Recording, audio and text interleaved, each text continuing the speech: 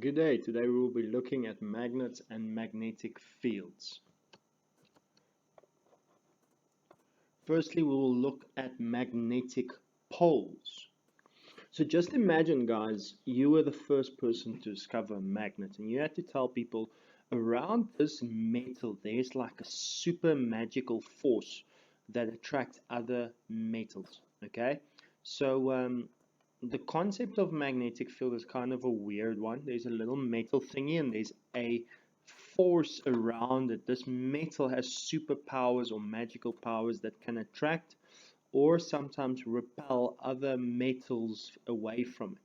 If you bring it close to anything else, let's say you bring it close to a ball, and nothing will happen with that ball because that ball is not a magnetic object. But so if I bring it close to something like a ball, um, there's going to be no effect, okay, because the object is not magnetic. Now, firstly, what do we know so far about a magnet? If we look at magnets, here I've got like a compass. Unfortunately, I can't show you two magnets in this simulation. But with this simulation, I can show you inside the compass is a little magnet where we have the south and the north, and we've got a south and a north. And what we immediately can see is that the white goes to the red, the south to the north, and the north to the south. And if I, for example, make the magnetic field 0,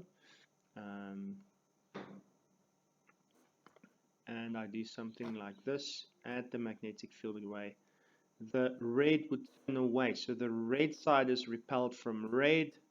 Okay, the strength of the magnetic field is 0 again, and I make it stronger. The white or the silver side is repelling each other. So what we know is we have two poles. A magnet has two poles. We call a magnet sometimes a dipole, and you'll hear that word in chemistry as well, where there are two poles, one pole, two poles. Okay, so a magnet is a weird thing. If I break my magnet in half, I'm going to get two smaller magnets, south, north, south, north. You can never break your magnet and just have a south or just have a north. Okay, so magnetic field, magnets have a pole, a north pole and a south pole. If I had to suspend this magnet and hang it on a string, this one will point to the northern hemisphere and that one would point to the southern hemisphere, and we'll discuss that a bit later. But that is basically what we have inside this compass. We have a magnet suspended on a needle. So it's floating around and it's able to move. Okay, so what do we know? We know that like poles would attract and like poles would repel and opposite poles would attract. And that's what we can say so far about magnetic poles. So guys, the types of materials that we use for magnets are usually, okay, there's only three types of magnetic materials. It's iron, copper, and nickel. Now do yourself a favor and go find them on the periodic table. What you will see is that these three elements are found right next to each other: iron, cobalt, and nickel. Okay, and then so these three are the only three magnetic materials. But when we use iron, iron is a soft metal. Okay, and in real life we can't use iron as is, so what we would do is we add carbon to that and we make steel. Why do we make steel? Because it's harder. Okay, so steel is hard, iron is soft. We turn iron into steel by adding 2% of carbon, okay, cobalt and nickel. So only these three metals or alloys, which is a mixture of metals, can be used to make magnets. So your next question might be, how do we make something magnetic? If it's a magnetic material, how do we make it magnetic? So as we've seen, we said we can make iron, cobalt, and nickel, and any mixtures, we call them alloys of them, we can turn into a magnet.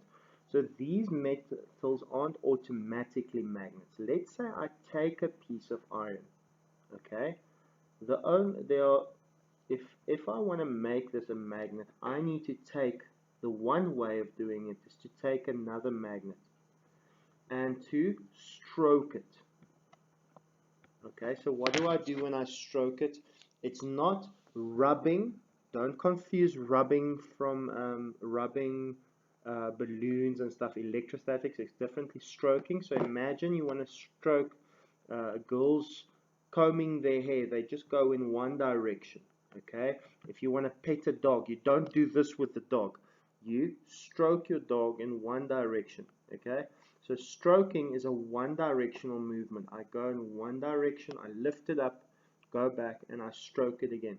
So to make, one of the ways to make these metals magnetic is to take another magnet and to stroke it. One of the other ways that we'll be looking at a bit further down in this chapter is by putting it inside a electric coil, where we basically turn wires around it, okay, and connect it to a cell, and that current, we will learn later, creates a magnetic field similar to this and makes the magnet, or creates a magnet.